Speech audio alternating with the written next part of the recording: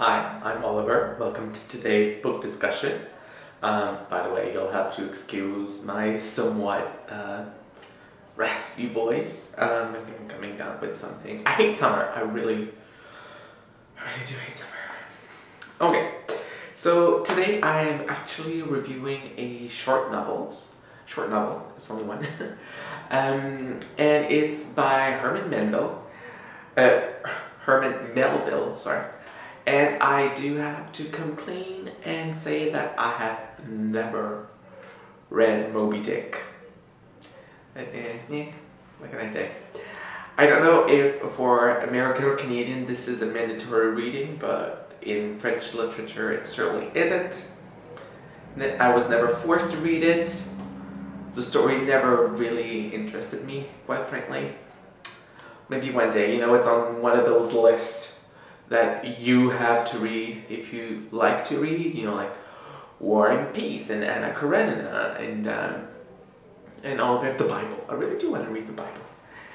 Alright, so this is Bartleby the Scrivener. I read it in French because I found it in a used bookstore. That was during my phase, I need to read a short book. So it's fairly short. It's 78 pages in French. I haven't found this as an individual book in an English version, but there's a lot of Herman Melville novel collection books, so you can definitely find it in it.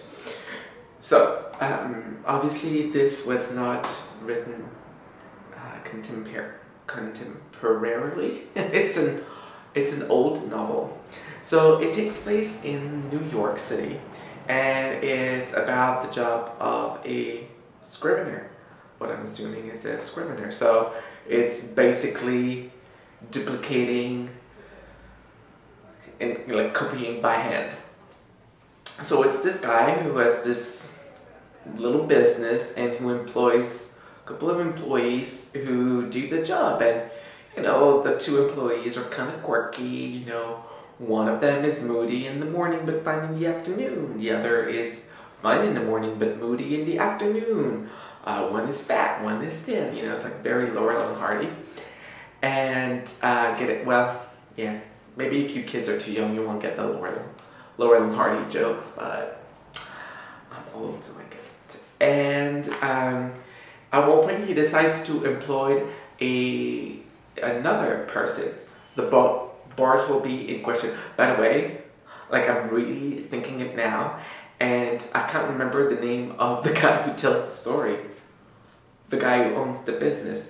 Even the two employed, the Laurel and Hardy character, I remember their nickname. One of them's named Turkey. But I don't even know that. Anyway, so the main character does not ever mention his name. That's fine. It's a first-person novel who talks about the experience of owning that business and hiring that third employee named Bartleby. So Bartleby is this kind of, we've all have those in our work or at school. He's that spacey guy, never wants to do anything, never want to hang with anyone, and yet he's super smart, works very fast, and all of that. But he gets on the nerve of the employer because every time the employer asks Bartleby, do you want to do something for me? Can you help me do something? I would need you to do something.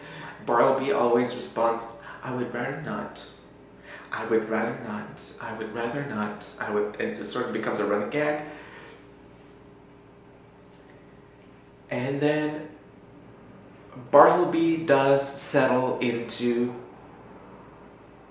a routine that I'm at work all the time. The first one there, the last one to leave. As it turns out, he actually never leaves because he lives there. So, the owner of that business kind of freaks out. It's like, don't you have a life? Don't you have family? Don't you have friends? And he doesn't. So it's about this very solitary character and his very tragic destiny. I thought that Mr. Melville was kind of cruel. I mean, he builds up this guy who seems to be very hardworking and who turns out to have an illness that would prevent him from doing further work. And then I won't say the end of the book because it's kind of shocking. And I didn't see it coming, but it's very tragic. I mean, how did we get there? How did we get there? I found it to be, I liked that novel. It was a very interesting descent into, not cruelty, but, well, a descent into darkness. Let's put it this way. I know it's quite dramatic, but, you know, how do you get from a fine person to a not fine person? I thought that that trajectory was fine and, you know, and interesting. And, you know, I'm speaking from a reader of the 21st century who was in linguistics, aka a cognitive science. If you've read this novel, or if you're reading this novel, can you come and tell me, don't you think that Bartleby looks like someone who would appear to be somewhere on the autistic spectrum? Like Asperger maybe? Or what we would, you know, very briefly, yeah.